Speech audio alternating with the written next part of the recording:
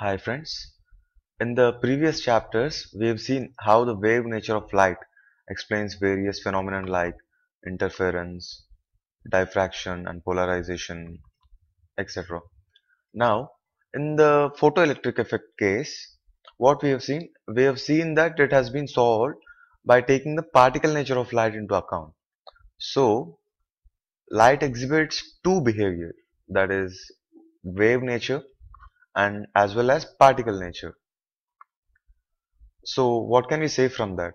Actually, light exhibits both the behavior, that is wave nature as well as particle nature. When we are dealing with effects like interference, diffraction, and polarization, we have to take the wave nature into account. If we are dealing with photoelectric effect or Compton effect, something like that, we have to take that light is just it is just a bunch of particles. That is the particle behavior. Okay. Now radiation exhibits dual nature, right? So the immediate question will be, if wave is exhibiting particle nature, can a particle exhibit wave nature? That is a question. That is, if radiation exhibits dual behavior, dual nature, can a particle also exhibit dual nature? And that is what is the hypothesis of this French physicist de Broglie. I wrote it as Broglie, right? Actually, you spell it as de Broglie. This is how you spell it, B-R-O-Y. Let's spell it this way from now. This man said that matter should display wave-like properties also, of course, under suitable conditions.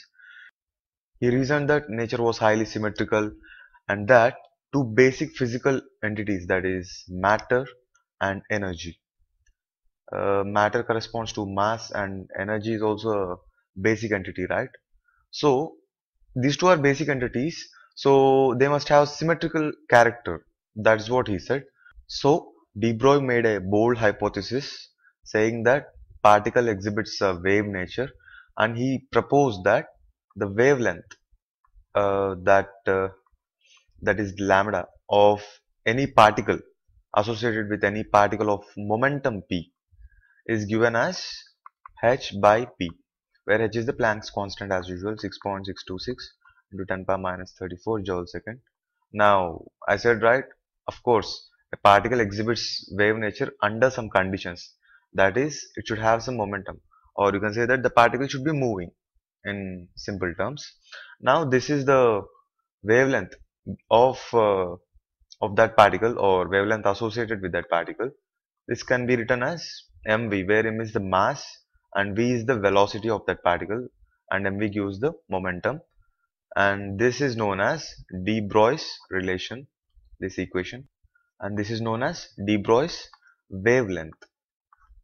Note one thing, this wavelength is a attribute of wave, and this momentum which you see is the attribute of particle. So this is the equation which gives the relation between these two attributes, and they are connected by a constant, that is Planck's constant. In the last video we have said that momentum of a photon is given by h into frequency by speed of light, right? And from this what we can say, h by p, so h by momentum is nothing but c by frequency, speed of light by frequency. And you know that speed of light by frequency is nothing but wavelength. So photon obeys our relation given by de Broglie. Any particle can be exhibiting wave-like nature, right? Given that it is moving. So consider a ball of say 0.12 kg, 120 grams, which is typical. Now, if it is moving with speed 20 meters per second, say, then what will be the momentum? It will be mass into velocity, right? So that should give me 0.12 into 20, that is 2.4 kg meter per second. This is the momentum, right? Now, what is the wavelength associated with that ball? It should be the de Broglie wavelength should be h by p, right? And that will give me 6.63 into 10 power minus 34 by 2.4, which is nothing but 2.76 into 10 power minus 34 meter. This is so small. This is far beyond any measurement, and that is the reason why we are not able to see any wave-like properties for for the objects which we meet in daily life. And the de Broglie's wavelength associated to me will be some hundreds of times smaller than this event, because I am a wave, even you are a wave. That is what this hypothesis is all about. Anything which has mass, given that if that is moving, it can be exhibiting wave-like properties also. So, we are not able to see the wave-like properties of macroscopic objects because they are very large and hence they have very great mass, so they have great momentum, and hence the wavelength of of the wave associated with them is very less, right? So, what about this case with small particles which have very small mass? They should give us at least some decent results, right? What is the smallest particle that you can think of? Electron, right? This has the least mass, that is 9.11 into 10 power minus 31 kg. So let us calculate what is the de Broglie wavelength associated with this electron, and what is the condition required. It should be having some momentum, that is the electron should be moving, right? So let us accelerate the electron through a potential difference V, say. So then the energy gain will be E into V, right? From electrostatics chapter we learned this, and this will be equal to the kinetic energy of that electron finally. Let that be half mv square, where v is the small v is the velocity of that electron. Now kinetic energy is nothing but half mv square, right? Now this can be written as m square v square by 2m. I just multiplied and divided with mass. Why? Because I can write k as mv is what? Momentum, right? p square by 2m. So my momentum is nothing but root of 2m kinetic energy. This is how I write momentum. So the de Broglie wavelength associated with the electron will be h by p, right? So h is a constant and I can write the momentum of electron as root of 2m kinetic energy, right?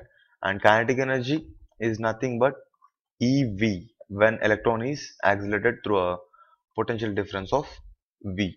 So I can write this as 2m ev. Okay, this is my wavelength associated with an electron, h by root of 2m ev. Now let us put a value of 120 volts for V, which is very typical, right? What will I get? H is 6.63 into 10 power minus 34, and put mass as 9.1 into 10 power minus 31 kg, and electron charge, as you know, is 1.6 into 10 power minus 19, and put V as 120. You are going to get 0.112 nanometers. This is of reasonable importance because this is of the order of spacing between atomic planes in crystals, and therefore this guy de Broglie was given Nobel Prize for calculating the wavelength or wave nature given by electrons. And let's move forward. Let's solve a problem. A particle is moving 3 times fast as an electron. So velocity of that particle is equal to 3 times the velocity of electron. Okay. The ratio of the de Broglie wavelength of the particle to that of electron is given as 1.813 into 10 power minus 4. So the wavelength of de Broglie wavelength of the particle to the de Broglie wavelength of electron is given as this one, right? Now I have to calculate the particle's mass. That is de Broglie wavelength is given by h by p, right? H by momentum, h by mass into velocity. Okay, so wavelength of that particle will be h by mass of that particle into velocity of that particle, and similarly wavelength of electron will be h by mass of electron into velocity of electron. I'll divide these two equations to get lambda p by lambda e is equal to me v by mp vp. Now lambda p by lambda is given as 1.813 into 10 power minus 4, and ve by vp from this equation can be written as 1 by 3, right? So 1.813 into 10 power minus 4 should be equal to me by mp into 1 by 3, right? So I know the mass of electron, it is 9.11 into 10 power minus 31 kg. So mass of that particle will be equal to 9.11 into 10 power minus 31 by 3 into this one, 1.813 into 10 power minus 4. Solving this, I can get the mass of particle as 1.675 into 10 power minus 27 kg. So this is the mass of particle. From this value, you can easily guess that that particle could be a proton or neutron. Of course, that is a guess, but it is a guess with a reasoning because this value is close to the mass of proton, right? In the next chapter, we'll be discussing about atoms. Keep watching. That's it for now. Bye.